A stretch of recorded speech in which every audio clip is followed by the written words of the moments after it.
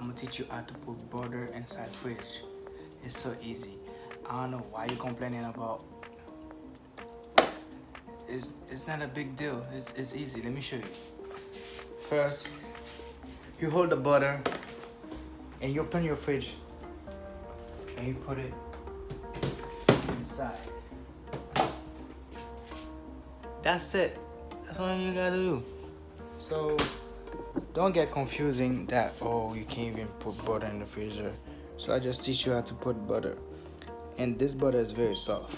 So exactly. Anyway, subscribe. Don't forget to subscribe, like, and share. You know what I mean? See you.